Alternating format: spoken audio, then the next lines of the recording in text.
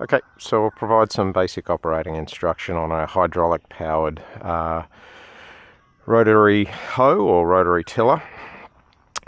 This does not replace the operator's manual, which would be provided with a link on your booking.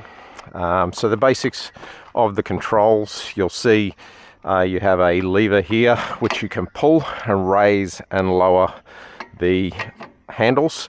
Very important to do that because you want to take the weight off your arms and be in a comfortable position. There's also a little hidden control here which if you pull this pawl out, you can see it in there, you can rotate the handle so that you're not walking in the material you've just turned over.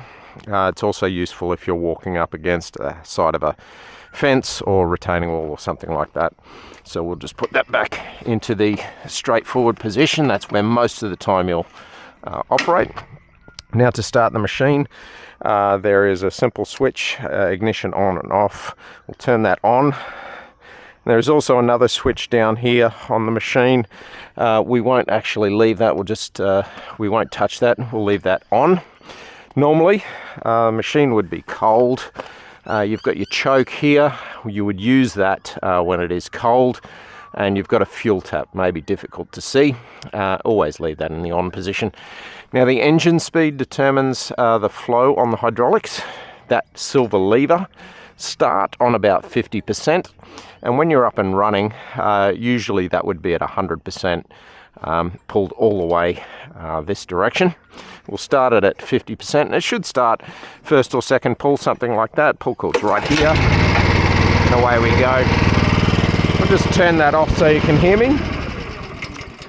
Now, in terms of controls, this is the operator control panel right here. You've got two different sections. This is your wheel speed drive, so you have neutral, forwards and reverse. You don't tend to use neutral, so we'll just put it in forward to demonstrate. You also have a high and a low range. As per the note, low range is for all your tilling and high range is when you're transporting. High range is just faster flow on the hydraulics. It takes away the torque from the hydraulics and from the machine, and it allows you to move quicker. So when you do all your tilling, switch it over to low so that you get the most power. Now this lever right here is your tine drive. As you can see by the note, automatic tine lockout is when the wheels are reversed. So when you're going in reverse, the tines will not spin.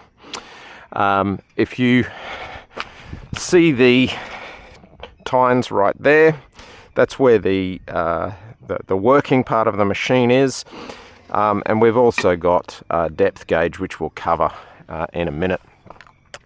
Now you can be up and running and none of these controls will actually be active unless you're pulling the dead man lever. The dead man lever is what engages the hydraulics, if you will. So start the machine up, you can put it in forward, it's not going to go anywhere until you pull the dead man lever, and the same applies of course on the tine drive. It's really that simple. Couple of other things. The depth gauge, all it is a simple skid. What it does is it sits on the hard ground as you're tilling.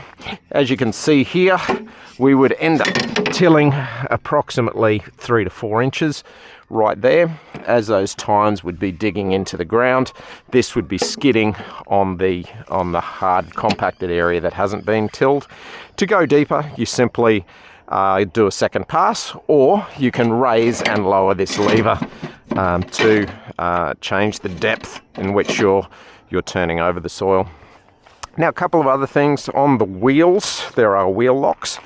When you are tilling, you want to have both wheels locked. Now this wheel is currently locked. If you can see, there's a little slot here and there will be a dowel pin which you can see. If we want to unlock this wheel, we simply rotate the dowel pin till it's resting on this bracket, and when we want to lock the wheel, we rotate it and allow it to go in. This pin actually goes into a disc on the back side where there is a series of holes. Bit of a tip, when you are moving the machine around, unlock one wheel. As you can see, this wheel is unlocked, and I'll just demonstrate why. We don't need the machine running. If you've got one wheel unlocked, you may be able to see that wheel's freely spinning, very easy. The other wheel is very hard to push because we're pushing hydraulic oil through it. When we're ready to till, we would rotate that, and you may be able to hear the pin go into the wheel. There it goes. Now we're actually finding it very difficult to turn the machine because both wheels are locked. So we'll get ready for transport.